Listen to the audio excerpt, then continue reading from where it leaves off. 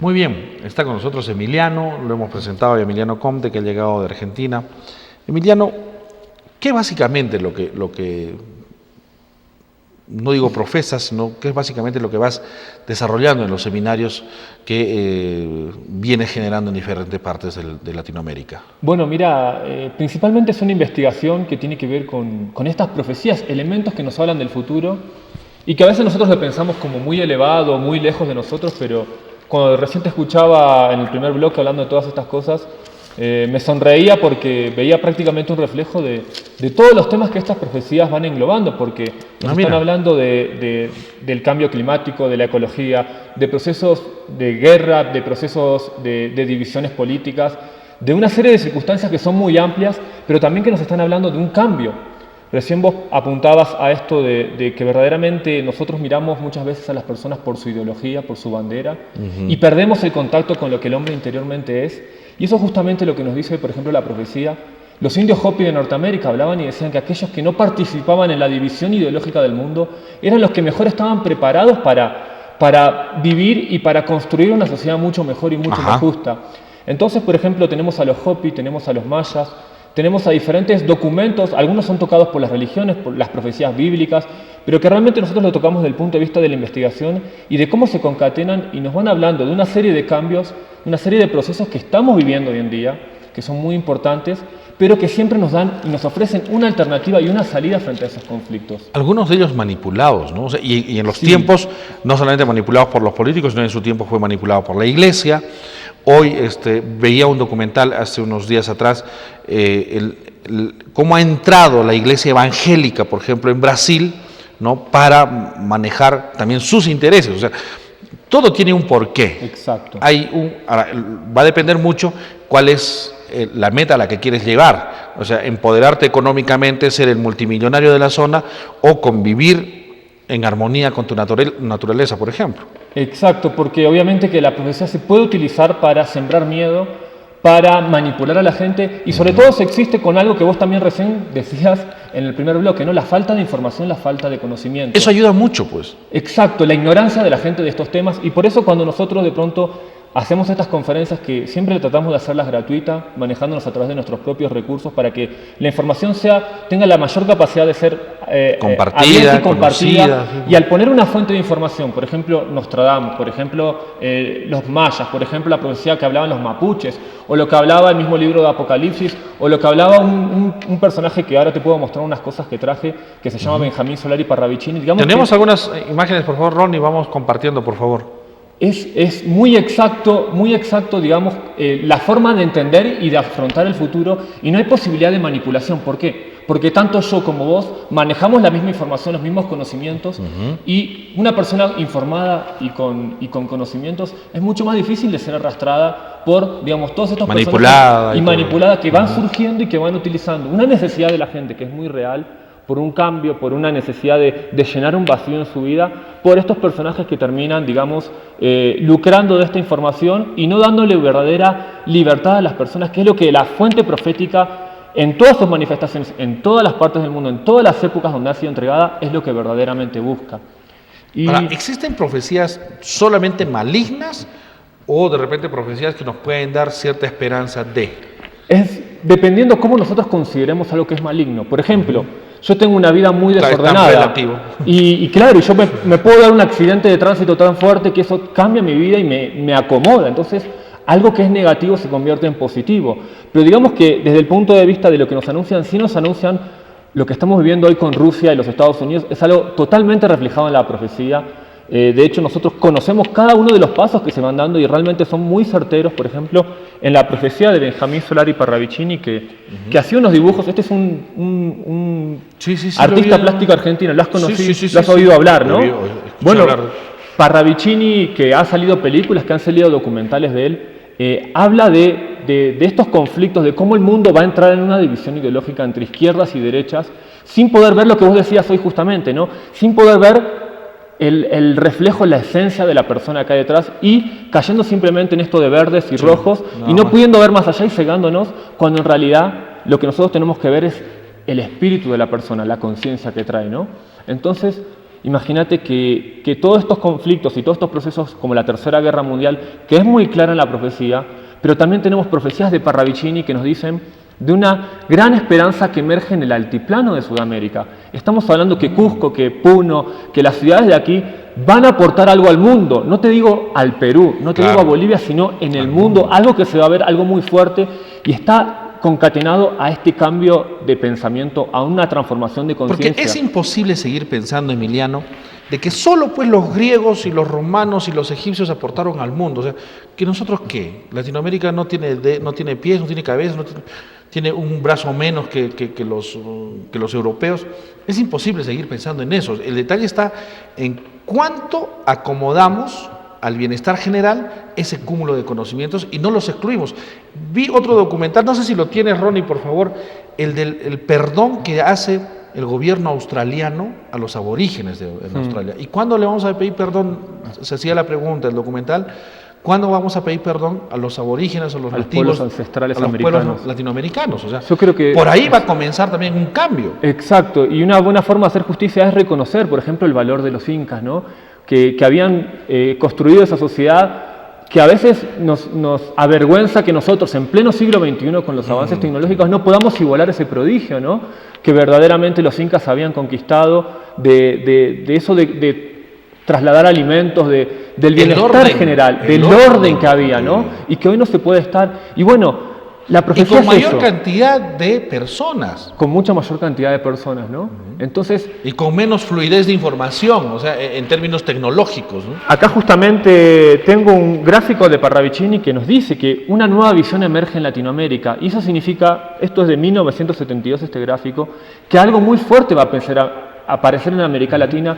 Permíteme, por favor. Pero en la medida en que el hombre empieza a valorar eso que quizás nosotros no hemos prestado atención. Hoy, cuando recién estábamos hablando del hermano de Tupac Amaru, que él decía que los europeos habían pensado siempre en el bienestar colectivo, pero que los incas y la diferencia y el poder que ellos tenían eran que habían pensado en hacer feliz al individuo, no a la sociedad.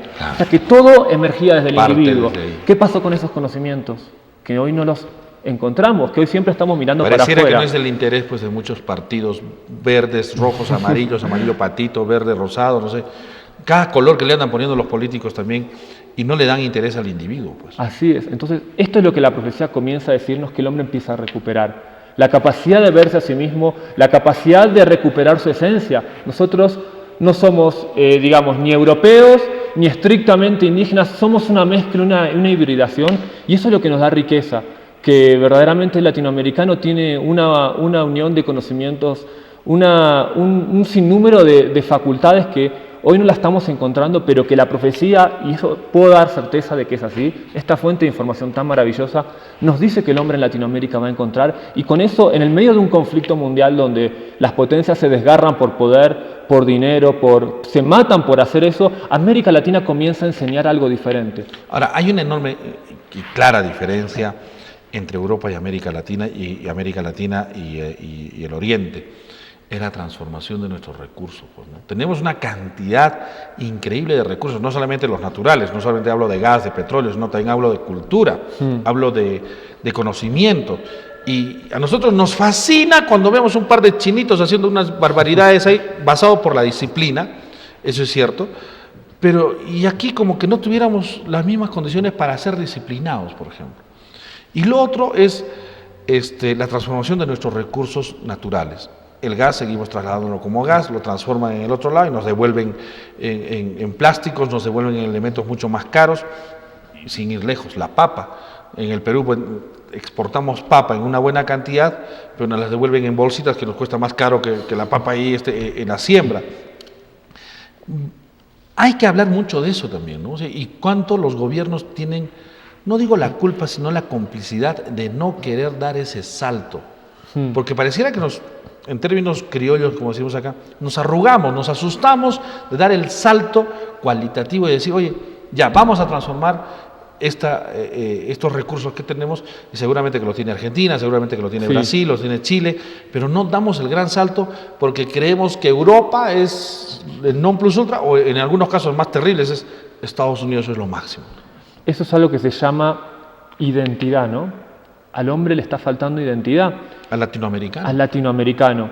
Y de pronto cuando vos hablás de los gobernantes, de los representantes que están en la política, están en las religiones, están en un montón de sectores sin verdaderamente representar al pueblo, olvidándose de los más pobres, de los que verdaderamente tienen necesidades y que en América Latina no están satisfechas, y que decíamos que antes sí estaban, ¿no? En el tiempo de los incas por lo menos así estaban, y que verdaderamente es porque el hombre no se ha encontrado a sí mismo. Pero fíjate que cuando nosotros hablamos de profecía y hablamos de que el hombre empieza a conocer estos temas, a transmitir esta información, significa que la profecía nos va dando un camino seguro. Es muy certera, por ejemplo, cuando hablamos de Parravicini dibujándonos las torres gemelas, ¿no? Eso es impresionante que Parravicini pueda tener esta capacidad. Y si Parravicini nos está diciendo todas estas cosas, ¿por qué no creer que eso puede emerger en el altiplano o que esta nueva visión puede emerger en América Latina? ¿Por qué siempre nos quedamos con las causas malas de la profecía y no de las cosas buenas? Justamente estamos viendo en imágenes, por ejemplo, la profecía más grande que dio la vuelta al mundo en torno a este caso de la caída de las Torres Gemelas, ¿no? Así es. Y esto estamos hablando de 1970. En 1939 todavía no se habían construido, y él ya estaba hablando, Fidel Castro también está en sus profecías, con apenas 11 años, y Parravicini ya estaba dibujando un barbudo que encendería las Antillas, ¿no? Entonces realmente estamos hablando de una información que es de Latinoamérica, que habla de Latinoamérica y que nos dice que nosotros tenemos una esperanza para salir de todo este caos al cual nos estamos metiendo sin saberlo, y que nos está conduciendo también a involucrarnos en un conflicto mundial. Ahora, indudablemente, Emiliano, una gran transformación que le ha dado a los países, y no quiero pecar de ser abrupto con este tema, pero es increíble que después de 2 guerras mundiales en Europa y en parte del Oriente, estos países hayan resurgido mucho más rápido de esa crisis que nosotros, que no tenemos más que pleititos con mi vecino. Con Chile tengo mi pleito, con Bolivia tengo mi otro pleito, y no hemos desarrollado ni siquiera grandes guerras. En cambio, Europa ha pasado por 2 grandes guerras que ha destruido prácticamente una generación, y han sabido salir al frente, y ahora no podemos negar que Europa ha transformado, ha mejorado, y todo basado, creo que, en la educación, ¿no? En la importancia que le dan a la educación. Bueno, das justo en el pie, porque era una de las cosas que yo quería comentar, y algo que de pronto la profecía también nos comienza a decir, y es la inminencia de un conflicto bélico en el Caribe que involucra a las Américas, ¿no? Bueno, obviamente ahí está Venezuela con unas reservas de petróleo que son las mayores del mundo, y que obviamente que ahí están Rusia haciendo sus bases, Estados Unidos queriendo desde hace tiempo acaparar y tomar el dominio de eso, porque necesita eso para poder entablar un conflicto contra China y Rusia, y América Latina metida ahí. ¿Qué nos dice la profecía?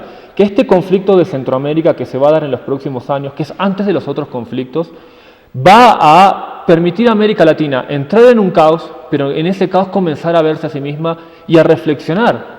Cosa que Europa en este momento no va a hacer, porque las armas de destrucción son mucho más avanzadas que durante la Primera y la Segunda Guerra. Estamos hablando de armas nucleares, armas biológicas. Ya no van a ir tropas, pues ya no van a ya eso no sirve. Entonces digamos que es un botoncito y es muy grave lo que está pasando con las potencias, y América Latina no tiene esa capacidad destructiva, y de pronto en este momento, que quizás hoy no vemos, usted me dice de pronto, el que nos está viendo en la televisión, pero ¿cómo América Latina puede emerger? Eso sí, estamos con tantos problemas, tantas dificultades, y es lo que decíamos hoy. Una persona puede andar muy mal en su vida, pero de pronto, ¡boom!, un accidente de tránsito, algo, y lo acomoda, y uno hace un cambio para bien. Muchas veces reaccionamos con una bofetada bien dada. Entonces, yo le he pasado. Todos le hemos pasado. Duele ese rato, ¿no? Pero luego el cambio se ve. Entonces ahí es donde la profecía nos dice que estos conflictos que vamos a vivir los latinoamericanos primeros, antes que el resto del mundo, nos van a servir para construir algo diferente. Algo que de pronto hoy ni siquiera nos podemos imaginar, pero que va a ser muy poderoso, porque va a rescatar a la humanidad en un momento de grandes angustias. Si estamos hablando de una guerra mundial, significa que nuestros alimentos, la papa del Perú, la quinoa, estos alimentos que hoy quizás no sabemos a quién vendérselo porque el mundo tiene superproducción de alimentos, van a empezar a ser más valorizados, y realmente van a salvar muchas vidas de gente que no va a tener qué comer, y que América Latina, hay una profecía que dice, el cóndor al águila el alimento le dará, o sea que las tierras del cóndor el sustento enviarán hacia el norte. Ban Ki-moon habló hace poco también sobre el poder de la quinoa, y dijo que la quinoa va a salvar del hambre al mundo, ¿no? Así Es es. decir, y claro, en muchos casos no hay que tener unas grandes profecías para darse cuenta de eso. ¿Cuándo vamos a tener la satisfacción de escucharte más ampliamente, Emiliano? Bueno, la conferencia es este jueves en la capilla de San Bernardo. Yo creo que aquí todos en Cusco la conocen, ¿verdad? Sí. La entrada es libre, gratuita. Nosotros, ¿A qué hora, por favor? a las 19 horas. Este ciclo viene viajando por toda América Latina. Hemos recorrido las 24 provincias de Argentina. Hemos estado en Chile, hemos estado en Puno, en Lima, en Ecuador, en Colombia.